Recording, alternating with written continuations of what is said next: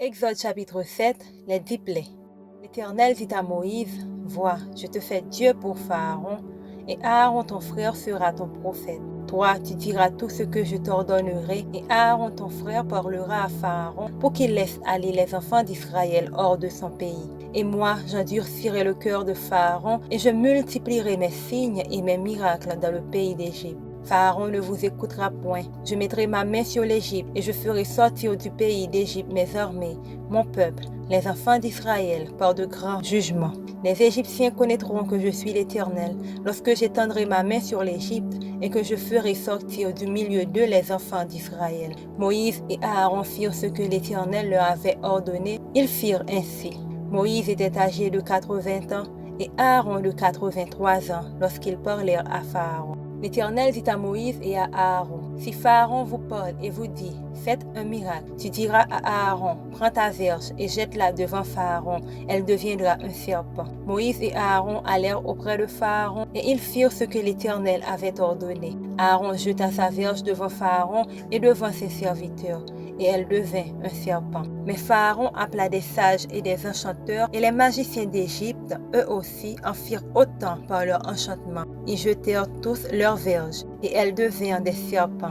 Et la verge d'Aaron engloutit leur verge. Le cœur de Pharaon s'endurcit, et il n'écouta point Moïse et Aaron selon ce que l'Éternel avait dit. L'Éternel dit à Moïse, Pharaon a le cœur endurci, il refuse de laisser aller le peuple. Va vers Pharaon dès le matin, il sortira pour aller près de l'eau, et tu te présenteras devant lui au bord du fleuve. Tu prendras à ta main la verge qui a été changée en serpent, et tu diras à Pharaon, l'Éternel, le Dieu des Hébreux, m'a envoyé auprès de toi pour te dire, laisse aller mon peuple, afin qu'il me serve dans le désert. Et voici jusqu'à présent, tu n'as point écouté.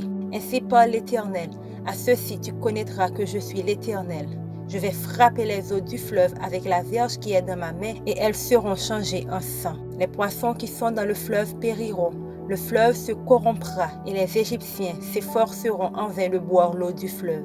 L'Éternel dit à Moïse, dis à Aaron, prends ta verge et étends ta main sur les eaux des Égyptiens, sur leurs rivières, sur leurs ruisseaux, sur leurs étangs et sur tout leur amas d'eau. Elles deviendront du sang et il y aura du sang dans tout le pays d'Égypte, dans les vases de bois et dans les vases de pierre. Moïse et Aaron firent ce que l'Éternel avait ordonné. Aaron leva la verge et il frappa les eaux qui étaient dans le fleuve, sous les yeux de Pharaon et sous les yeux de ses serviteurs. Et toutes les eaux du fleuve furent changées en sang.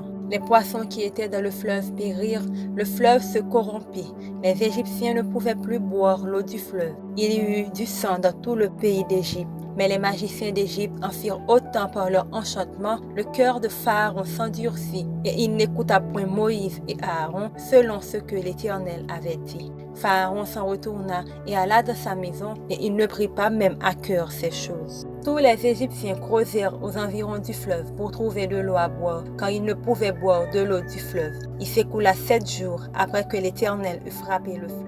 L'Éternel dit à Moïse, va vers Pharaon, et tu lui diras, ainsi parle l'Éternel, laisse aller mon peuple afin qu'il me serve. Si tu refuses de le laisser aller, je vais frapper par des grenouilles toute l'étendue de ton pays. Le fleuve fourmillera de grenouilles. Elles monteront et elles entreront dans ta maison, dans ta chambre à coucher, dans ton lit, dans la maison de tes serviteurs et dans celle de ton peuple, dans tes fours et dans tes pétrins. Les grenouilles monteront sur toi, sur ton peuple et sur tous tes serviteurs.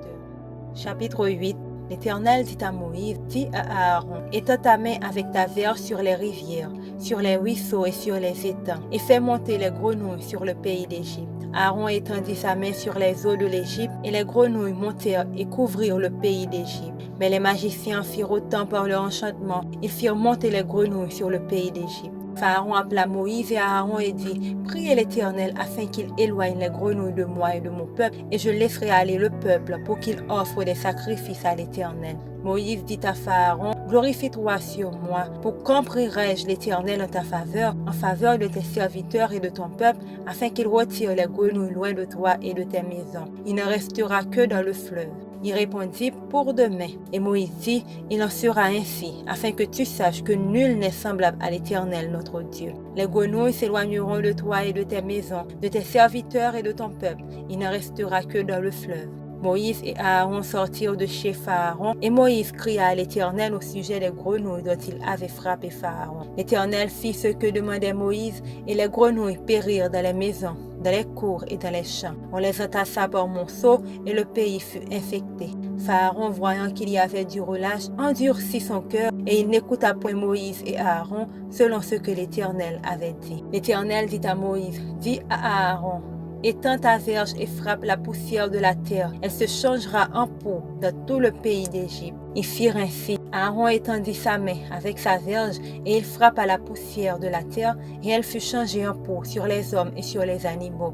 Toute la poussière de la terre fut changée en peau dans tout le pays d'Égypte. Les magiciens employèrent leur enchantement pour produire les peaux, mais ils ne purent pas. Les peaux étaient sur les hommes et sur les animaux, et les magiciens dirent à Pharaon, c'est le doigt de Dieu. Le cœur de Pharaon s'endurcit, et il n'écouta point Moïse et Aaron, selon ce que l'Éternel avait dit. L'Éternel dit à Moïse, lève-toi de bon matin et présente-toi devant Pharaon. Il sortira pour aller près de l'eau, tu lui diras, ainsi parle l'Éternel, laisse aller mon peuple afin qu'il me serve. Si tu ne laisses pas aller mon peuple, je vais envoyer les mouches venimeuses contre toi, contre tes serviteurs, contre ton peuple et contre tes maisons. Les maisons des Égyptiens seront remplies de mouches et le sol en sera couvert. Mais en ce jour-là, je distinguerai le pays de Goshen où habite mon peuple. Et là, il n'y aura point de mouches, afin que tu saches que moi, l'Éternel, je suis au milieu de ce pays. J'établirai une distinction entre mon peuple et ton peuple. Ce signe sera pour demain. L'Éternel fit ainsi, il vint une quantité de mouches venimeuses dans la maison de Pharaon et de ses serviteurs, et tout le pays d'Égypte fut dévasté par les mouches. Pharaon appela Moïse et Aaron et dit, allez, offrez des sacrifices à votre Dieu dans le pays. Moïse répondit, il n'est point convenable de faire ainsi, car nous offririons à l'Éternel notre Dieu des sacrifices qui sont en abomination aux Égyptiens. Et si nous offrons sous leurs yeux des sacrifices qui sont en abomination aux Égyptiens, ne nous lapideront-ils pas? Nous ferons 3 journées de marche dans le désert et nous offrirons des sacrifices à l'Éternel notre Dieu selon ce qu'il nous dira. Pharaon dit, je vous laisserai aller pour offrir à l'Éternel votre Dieu des sacrifices dans le désert. Seulement, vous ne vous éloignerez pas. En y allant, priez pour moi. Moïse répondit, je vais sortir de chez toi et je prierai l'Éternel. Demain, les mouches s'éloigneront de Pharaon, de ses serviteurs et de son peuple. Mais que Pharaon ne trompe plus en refusant de laisser aller le peuple pour offrir des sacrifices à l'Éternel. Moïse sortit de chez Pharaon et il pria à l'Éternel.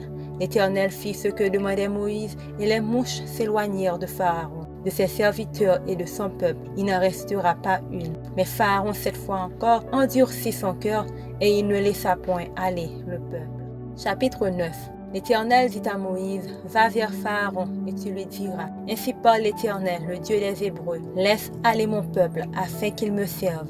Si tu refuses de le laisser aller et si tu le retiens encore, voici la main de l'Éternel sera sur tes troupeaux qui sont dans les champs, sur les chevaux, sur les ânes, sur les chameaux, sur les bœufs et sur les brebis. Il y aura une mortalité très grande. L'Éternel distinguera entre les troupeaux d'Israël et les troupeaux des Égyptiens, et il ne périra rien de tout ce qui est aux enfants d'Israël. L'Éternel fixa le temps et dit, demain, l'Éternel fera cela dans le pays. Et l'Éternel fit ainsi dès le lendemain. Tous les troupeaux des Égyptiens périrent, et il ne périt pas une bête des troupeaux des enfants d'Israël. Pharaon s'informa de ce qui était arrivé, et voici, pas une bête des troupeaux d'Israël n'avait péri. Mais le cœur de Pharaon s'endurcit, et il ne laissa point aller le peuple. L'Éternel dit à Moïse et à Aaron, remplissez vos mains de cendre de fournaise, et que Moïse la jette vers le ciel sous les yeux de Pharaon. Elle deviendra une poussière qui couvrira tout le pays d'Égypte. Et elle produira dans tout le pays d'Égypte, sur les hommes et sur les animaux, des ulcères formés par une éruption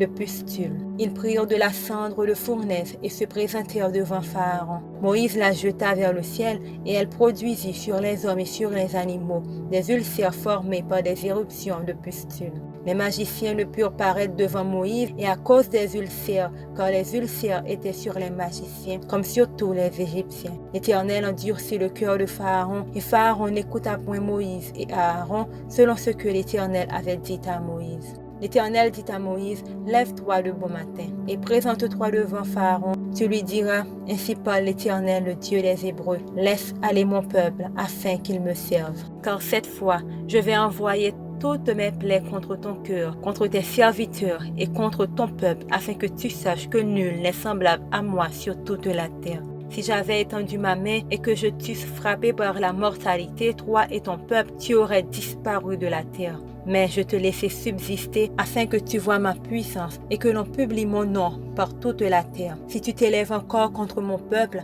et si tu ne le laisses point aller, voici je ferai pleuvoir demain à 7 heures une grêle tellement forte qu'il n'y en a point eu de semblable en Égypte depuis le jour où elle a été fondée jusqu'à présent. Fais donc mettre en sûreté tes troupeaux et tout ce qui est à toi dans les champs. La grêle tombera sur tous les hommes et sur tous les animaux qui se trouveront dans les champs et qui n'auront pas été recueillis dans les maisons, et ils périront. Ceux des serviteurs de Pharaon qui craignirent la parole de l'Éternel firent retirer dans les maisons leurs serviteurs et leurs troupeaux. Mais ceux qui ne prirent point à cœur la parole de l'Éternel laissèrent leurs serviteurs et leurs troupeaux dans les champs. L'Éternel dit à Moïse, étends ta main vers le ciel, et qu'il tombe de la grêle dans tout le pays d'Égypte sur les hommes, sur les animaux et sur toutes les herbes des champs dans le pays d'Égypte. Moïse étendit sa verge vers le ciel, et l'Éternel envoya des tonnerres et de la grêle, et le feu se promenait sur la terre. L'Éternel fit pleuvoir de la grêle sur le pays d'Égypte.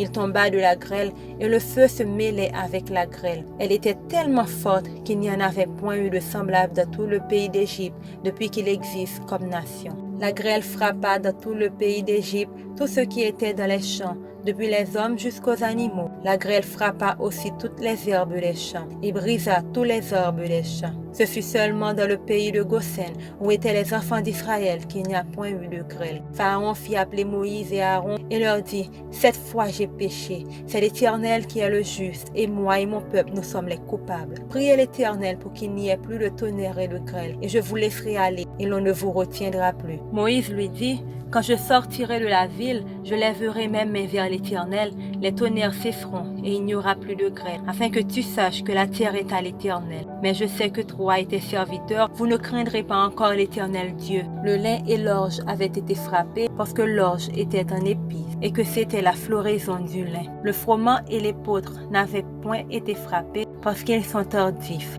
Moïse sortit de chez Pharaon pour aller hors de la ville. Il leva ses mains vers l'Éternel. Les tonnerres et la grêle cessèrent et la pluie ne tomba plus sur la terre. Pharaon, voyant que la pluie, la grêle et les tonnerres avaient cessé, continua de pécher et il endurcit son cœur, lui et ses serviteurs. Le cœur de Pharaon s'endurcit et il ne laissa point aller les enfants d'Israël selon ce que l'Éternel avait dit par l'intermédiaire de Moïse.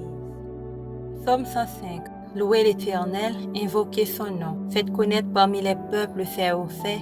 Chantez, chantez en son honneur, parlez de toutes ses merveilles. Glorifiez-vous de son saint nom, que le cœur de ceux qui cherchent l'Éternel se réjouisse. Et recours à l'Éternel et à son appui, cherchez continuellement sa face. Souvenez-vous des prodiges qu'il a faits, de ses miracles et des jugements de sa bouche. Postérité d'Abraham, son serviteur, enfant de Jacob, ses élus. L'Éternel est notre Dieu. Ses jugements s'exercent sur toute la terre. Il se rappelle à toujours son alliance, ses promesses pour 1000 générations. L'alliance qu'il a traitée avec Abraham et le serment qu'il a fait à Isaac, il l'a érigé pour Jacob en loi, pour Israël en alliance éternelle. Disant, je te donnerai le pays de Canaan comme héritage qui vous est échu. Ils étaient alors peu nombreux, très peu nombreux et étrangers dans le pays, et ils allaient d'une nation à l'autre et d'un royaume vers un autre peuple. Mais il ne permit à personne de les opprimer, et il châtia des rois à cause d'eux. Ne touchez pas à mes oins, et ne faites pas de mal à mes prophètes. Il appela sur le pays la famine, il coupa tout moyen de subsistance, il envoya devant eux un homme. Joseph fut vendu comme esclave. On serra ses pieds dans des liens, on le mit au fer, jusqu'au temps où arriva ce qu'il avait annoncé, et où la parole de l'Éternel l'éprouva. Le roi fit ôter ses liens, le dominateur des peuples le délivra. Il l'établit seigneur sur sa maison et gouverneur de tous ses biens, afin qu'il pût à son gré enchaîner ses princes et qu'il enseignât la sagesse à ses anciens. Alors Israël vint en Égypte et Jacob séjourna dans le pays de Cham. Il rendit son peuple très fécond et plus puissant que ses adversaires. Il changea leur cœur au point qu'ils haïrent son peuple et qu'ils traitèrent ses serviteurs avec perfidie. Il envoya Moïse, son serviteur, et Aaron qu'il avait choisi. Ils accomplirent par son pouvoir des prodiges au milieu d'eux et firent des miracles dans le pays de Cham. Il envoya des ténèbres et amena l'obscurité et ils ne furent pas rebelles à sa parole. Il changea leurs eaux en sang et fit périr leurs poissons. Le pays fourmilla de grenouilles jusque dans les chambres de leur roi. Il dit, et parurent les mouches venimeuses, les poux sur tout leur territoire. Il leur donna pour pluie de la grêle, des flammes de feu dans leur pays. Il frappa leurs vignes et leurs figuiers, et brisa les arbres de leur contrée. Il dit, et parurent les sauterelles sans nombre, qui dévorèrent toute l'herbe du pays, qui dévorèrent les fruits de leurs champs. Il frappa tous les premiers-nés dans leur pays, toutes les prémices de leur force. Il fit sortir son peuple avec de l'argent et de l'or, et nul ne chancela parmi ses tribus. Les Égyptiens se réjouirent de leur départ, car la terreur qu'il avait d'eux les saisissait. Il étendit la nuée pour les couvrir, et le feu pour éclairer la nuit. À leur demande, il fit venir des cailles, et il les rassasia du pain du ciel. Il ouvrit le rocher, et des eaux coulèrent. Elles se répandirent comme un fleuve dans les lieux arides, car il se souvint de sa parole sainte et d'Abraham son serviteur. Il fit sortir son peuple de l'allégresse, ses élus au milieu des cris de joie. Il leur donna les terres des nations et ils possédèrent le fruit du travail des peuples, afin qu'ils gardassent ses ordonnances et qu'ils observassent ses lois. Louez l'Éternel. Amen. Épître de Paul aux Éphésiens, chapitre 1. Paul, apôtre de Jésus-Christ par la volonté de Dieu, aux saints qui sont à Éphèse et aux fidèles en Jésus-Christ. Que la grâce et la paix vous soient données de la part de Dieu notre Père et du Seigneur Jésus-Christ. Béni soit Dieu, le Père de notre Seigneur Jésus-Christ, qui nous a bénis de toutes sortes de bénédictions spirituelles dans les lieux célestes en Christ. En lui, Dieu nous a élus avant la fondation du monde pour que nous soyons saints et irrépréhensibles devant lui, nous ayant prédestinés dans son amour à être ses enfants d'adoption par Jésus-Christ selon le bon plaisir de sa volonté, à la louange de la gloire de sa grâce qu'il nous a accordée en son bien-aimé. En lui, nous avons la rédemption par son sang, la rémission des péchés selon la richesse de sa grâce, que Dieu a répandu abondamment sur nous par toute espèce de sagesse et d'intelligence, nous faisant connaître le mystère de sa volonté selon le bienveillant dessein qu'il avait formé en lui-même pour le mettre à exécution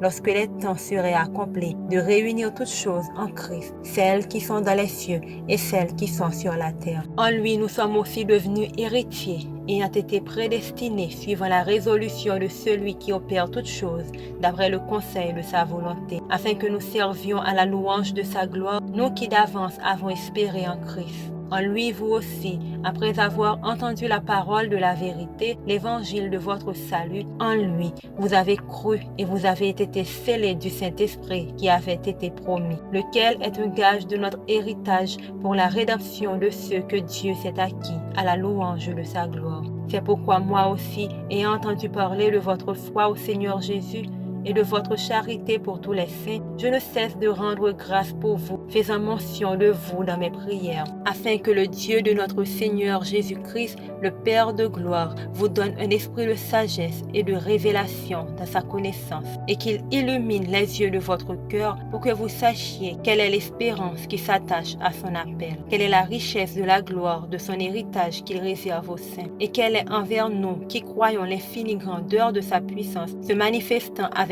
efficacité par la vertu de sa force. Il l'a déployé en Christ en le ressuscitant des morts et en le faisant asseoir à sa droite dans les lieux célestes, au-dessus de toute domination, de toute autorité, de toute puissance, de toute dignité et de tout nom qui se peut nommer, non seulement dans le siècle présent, mais encore dans le siècle à venir. Il a tout mis sous ses pieds et il l'a donné pour chef suprême à l'Église, qui est son corps, la plénitude de celui qui remplit tout en tous.